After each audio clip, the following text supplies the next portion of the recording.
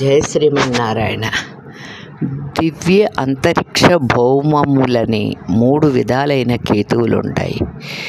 101 కేతువులు కనిపిస్తాయని, వేల భేదాలు వాటిలో ఉన్నాయని చెప్పబడింది. కేతు శాంతి విషయంలో ఇవి ఉత్పాత రూపమైనవి. ఆకాశంలో ఉన్న నక్షత్ర గ్రహాదుల నుండి పుట్టిన వానిని దివ్యములు అంటారు. పరివేషం, ఇంద్రధనస్సు, ఉల్క, గంధర్వ నగరం మొదలైనవి గగన వికారజములు. ఇవి అంతరిక్షములు. ఇవి మధ్యమ ఫలితాలనిస్తాయి. భూమిపై జనించేవి భౌమములు, అధమ ఫలితములు. దివ్యములు సంవత్సర కాలం, అంతరిక్షజములు మాసకాలం, భౌమములు మధ్యకాలం ఫలప్రదాలు. తోకచుక్క కనిపించిన, ఇంద్రధనస్సు కనిపించిన, బహుశిఖలతో విద్యన్మణిహారములు కనిపించిన, ఆయా దిక్కులయందలి రాజులకు యుద్ధ హేతువుగా చెప్పటం జరిగింది. చిలకముక్కు, బందూక పుష్పం వలె ఉన్న కేతువులు ఆగ్నేయంలో కనిపించటం వల్ల భయాన్ని కలిగిస్తాయి. ఇలాంటి కేతువులన్నీ గణితం ద్వారా సాధ్యం కావని, అంతరిక్ష పరిశీలన ద్వారా మాత్రమే సాధ్యమవుతాయని గుర్తించారు. వీటన్నింటినీ పరిశీలించే నిమిత్తమై 80 జ్యోతిష్యులు ప్రధాన జ్యోతిష్కుని ఆధీనంలో ఉండాలని, పగటివేళ 4, రాత్రివేళ 4, 4 దిక్కులను నిరంతరం పర్యవేక్షిస్తూ ఉండాలని, అప్పుడు మాత్రమే వీటిని గుర్తించటం సాధ్యమవుతుందని బృహత్సంహితలో వరాహమిహిరుడు అంటాడు.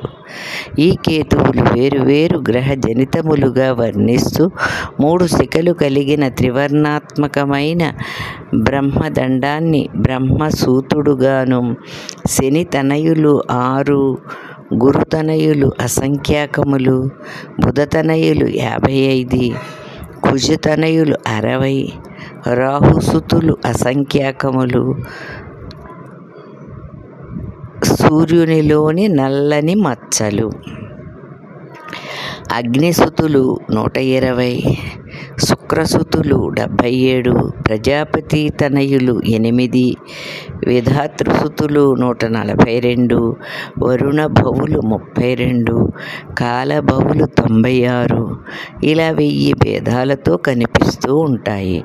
మొదలైన రీతిలో విస్తరించిన వర్ణనలు మనకు గోచరిస్తాయి. వీనిలో కొన్నింటిని శుభ ఫలిత ప్రదాలుగాను, కొన్నింటిని దోష ఫలదాలుగాను వర్ణించటం జరిగింది. సామాన్యంగా తెల్లనివి శుభప్రదములైనవిగా, నల్లనివి దోషప్రదమైనవిగా వర్ణించారు. ఆయా నక్షత్రాలలో జన్మించినవి ఆయా దేశీయులకు దోషప్రదాలుగా గుర్తించటం జరిగింది. అశ్విని నక్షత్రంలో కేతూదయమైతే అశ్వజీవనం నశిస్తుందని, భరణిలో కేతూదయమైనందువల్ల మ్లేచ్ఛాధిపతికి, కృత్తికలో కళింగాధిపతికి నష్టమని, రోహిణిలో సూరసేన సైన్యం నశిస్తుందని, ఇలా వేరువేరు దేశాల వారికి దోషస్థితి సంభవిస్తుందని చెప్పటం జరిగింది. ఈ అంశములన్నింటికీ కూడా దోష నివారక చర్యగా కోటి హోమాన్ని మత్స్య పురాణం నిర్దేశిస్తోంది. కోటి హోమ విధానం విస్తారంగా మత్స్య పురాణంలోనూ శాంతి కమలాకరంలోనూ చెప్పబడింది. ఉల్కల గూర్చి నారద వచనం కనిపిస్తోంది. ఉల్కలు సూర్యోదయ సూర్యాస్తమయ కాలాల్లో పడినప్పుడు శుభప్రదములని, తెలుపు, ఎరుపు, పసుపు, నలుపు రంగుల్లో పడితే రాష్ట్ర వినాశనానికి, రాజనష్టానికి కారణం అవుతాయని చెబుతూ ఆ దోష నివారణకు గర్గాచార్యుని చేత చెప్పబడిన తారా వికార శాంతి చేయాలని శాంతి కమలాకరం సూచిస్తోంది. ప్రతి సూర్యోదయం జలప్రళయాన్ని కలిగిస్తుందని, పరివేషం అనేక వర్ణములతో కూడి ఉన్నట్లయితే రాజుకు దోషప్రదమని, ఖండవృష్టికి కారణమని వర్ణించటం జరిగింది. సూర్యచంద్రులకే కాకుండా కుజాది గ్రహములకు కూడా పరివేషములను వర్ణించారు. ఇవి పూర్వయామంలో పీడాకములని, అతివృష్టిప్రదములని, మూడవ జాములో పరివేషం వల్ల ధాన్యనాశమని, నాలుగవ జాములో పరివేషం వల్ల రాజ్యనాశమని వర్ణించటం జరిగింది. అద్భుత సాగరంలో గ్రహయుద్ధ ఛాదనం, రోదనం, రశ్మిరోదనం, అపసవ్యం అని 4 రకాల యుద్ధం వర్ణించబడింది. ఇంద్రధనస్సును గూర్చి వర్షప్రదంగా వర్ణించారు.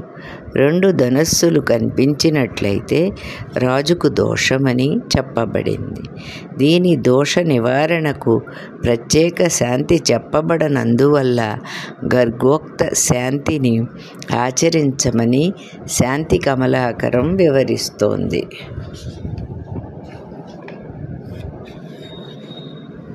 షడ్గ్రహాది యోగముల వల్ల దేశానికి మంచిది కాదని, దుర్భిక్షాదులు కలుగుతాయని, వ్యక్తులకు కూడా 1, 8, 12, 4, 5 రాసులలో ఈ గ్రహయోగాలు ఏర్పడినప్పుడు శాంతిని చేసుకోవాలని బ్రహ్మయామిళం తెలియచేస్తుంది.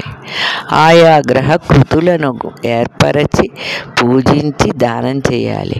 ఆ పూజా విధానం విస్తారంగా శాంతి కమలాకరంలో వర్ణించారు. భూమి కంపాన్ని గూర్చి నారదుడు ఒక్కొక్క యామంలో ఒక్కొక్క ఫలితంగా వర్ణించాడు. వేరు వేరు నక్షత్రాలలో ఏర్పడిన భూకంపాలకు వేరు వేరు ఫలితాలు నిర్దేశించబడినాయి. దానికి దోష నివారకంగా 1,000,000 హోమం సూచించటం జరిగింది. మరికొన్ని విషయాలు రేపటి భాగంలో తెలుసుకునే ప్రయత్నం చేద్దాం.